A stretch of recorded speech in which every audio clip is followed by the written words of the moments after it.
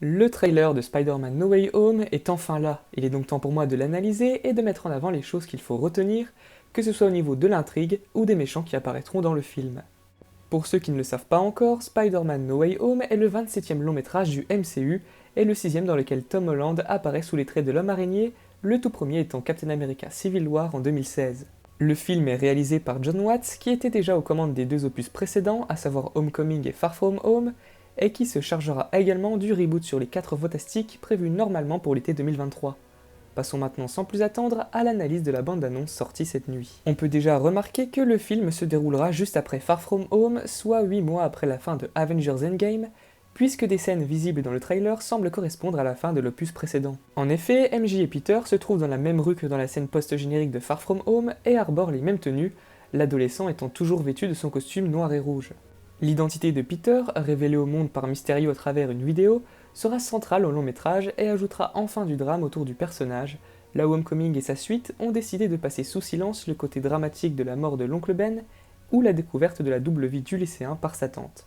De plus, grâce à un trucage, Mysterio a réussi à piéger le monde entier en faisant croire qu'il a été tué par Spider-Man. Celui-ci est donc vu comme un meurtrier et va devoir tout faire pour prouver qu'il est innocent. Peter va enfin avoir une vie compliquée, chose qui caractérise le personnage et qui a toujours été présente dans les comics, puisque son appartement semble avoir été détruit, probablement par un super vilain. Évidemment, rien n'indique que c'est son habitat, mais c'est une des hypothèses les plus probables. N'hésitez pas à me dire ce que vous en pensez dans les commentaires. Pour s'innocenter, Peter va sûrement devoir faire appel à un avocat, et cet avocat pourrait se révéler être nul autre que Matt Murdock, alias Daredevil, qui a eu le droit à sa propre série dans laquelle il est interprété par Charlie Cox. D'après des rumeurs, le personnage devrait revenir dans No Way Home, toujours sous les traits de Cox.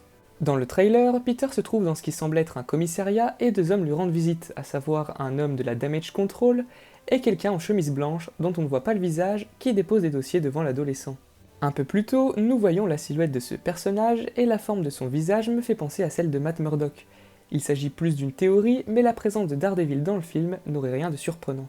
Spider-Man ira ensuite chercher de l'aide en se rendant au manoir de Doctor Strange qui a dû jeter des sorts douteux puisque l'intérieur de son sanctuaire est complètement gelé. On a donc le droit assez logiquement à des références au monde de la magie avec par exemple le corps astral de Peter, et on remarque aussi des visuels très proches de ceux du film Doctor Strange réalisé par Scott Derrickson il y a déjà près de 5 ans. On a de quoi penser que le sorcier suprême aura une plus grande importance que dans Thor Ragnarok puisqu'il est aussi visible dans une scène étrange où il se trouve en compagnie de Spider-Man et de plusieurs trains dans le Grand Canyon. Ces trains ressemblent très fortement à celui de Spider-Man 2 sur lequel le Docteur Octopus et le Tisseur s'affrontent. S'agit-il d'une simple référence ou bien sont-ce bien les mêmes trains? Eh bien je ne sais pas trop, en tout cas la ressemblance est bel et bien là. Pour ce qui est de Doctor Strange, il lancera un sortilège ayant pour but de faire oublier au monde que Peter et Spider-Man sont une seule et unique personne, mais l'homme araignée désire que certains soient toujours au courant de sa double identité. C'est le cas de Ned, son meilleur ami, sa tante May et MJ, mais le sortilège ne peut visiblement faire aucune exception malgré les volontés du tisseur. On en profite pour noter la présence de certains personnages de l'univers de Spider-Man, comme les trois évoqués précédemment, ou encore Happy Hogan, introduit mine de rien dans le MCU dès le premier film en 2008, ainsi que l'excellent J. Jonah Jameson, toujours joué par J.K. Simmons. On voit également Wong, le fidèle acolyte de Stephen Strange, que l'on retrouvera très prochainement dans Shang-Chi et la légende des 10 anneaux, face à l'Abomination, l'antagoniste de l'incroyable Hulk. Mais en lançant son sort, le sorcier suprême sera responsable de l'ouverture du multivers, un ensemble infini d'univers parallèles ressemblant plus ou moins au nôtre.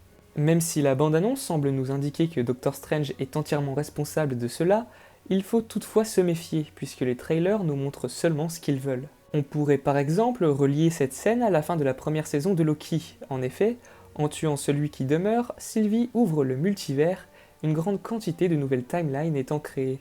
Cette théorie s'appuie sur le fait que la couleur violette est omniprésente lors du sortilège, même couleur que celle du monde où vit le variant de Kang le Conquérant. J'en ai vu certains dire que cette théorie ne tenait pas la route, puisque la série se déroule juste après Avengers premier du nom. Mais il ne faut pas oublier que l'antre de celui qui demeure se situe hors du temps et de l'espace. Ainsi, en lançant son sort, le sorcier suprême aurait ouvert une brèche sur Terre, responsable de l'arrivée de certains vilains ou personnages issus d'univers parallèles. Vous l'aurez compris, il est maintenant temps de parler des antagonistes du film. Le premier teasing fait est celui d'Electro, puisque des éclairs jaunes sont visibles à plusieurs reprises dans le trailer. Alors oui, dans The Amazing Spider-Man 2, Electro et ses éclairs sont bleus, mais il ne faut pas oublier que premièrement, la présence du vilain a été officiellement confirmée, et que deuxièmement, son interprète Jamie Foxx a révélé qu'il ne serait pas bleu dans No Way Home.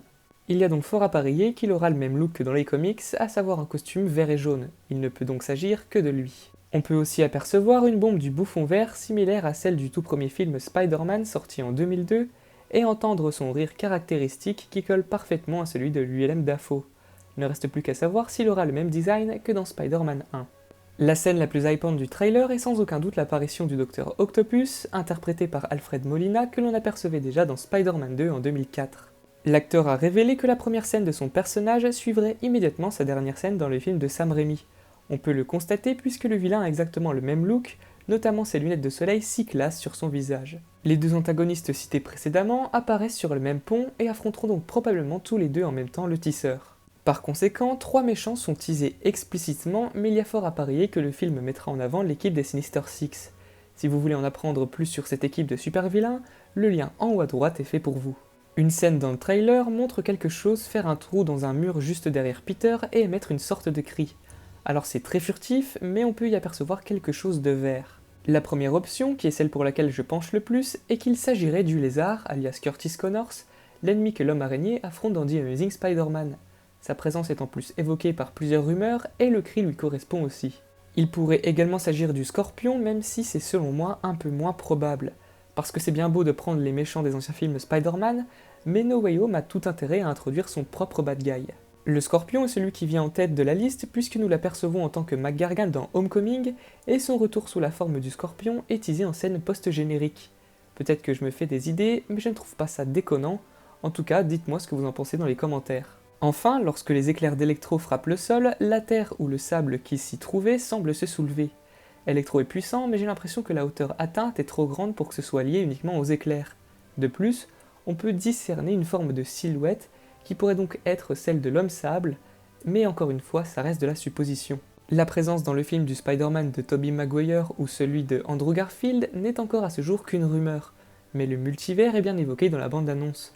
Il est donc fort probable qu'il fasse partie du long métrage, même si leur apparition est encore un véritable mystère. Le Spider-Man du MCU, en plus d'avoir sa tenue de Iron Spider confectionnée par Iron Man lui-même, aura un nouveau costume noir et doré que l'on voit rapidement à plusieurs endroits. Je pense que cette tenue est en réalité présente dans le but de le démarquer des deux autres héros. Pour ma part, j'ai beaucoup aimé cette première bande-annonce. Elle dévoile l'intrigue, tease de nombreux méchants sans les montrer frontalement, et ne révèle rien quant à la présence des deux anciens Spider-Man, et ça, c'est tout ce qu'il fallait faire. J'espère maintenant que le mystère sera gardé secret jusqu'en décembre. En tout cas, dites-moi dans les commentaires ce que vous pensez du trailer et de mes propos. Vous pouvez les compléter et me partager vos propres théories, ça m'intéresse beaucoup. Likez et partagez la vidéo, abonnez-vous à la chaîne sans oublier d'activer la cloche des notifications pour être tenu au courant des prochaines sorties. Bref, c'est tout pour moi, je vous dis à la prochaine. Salut!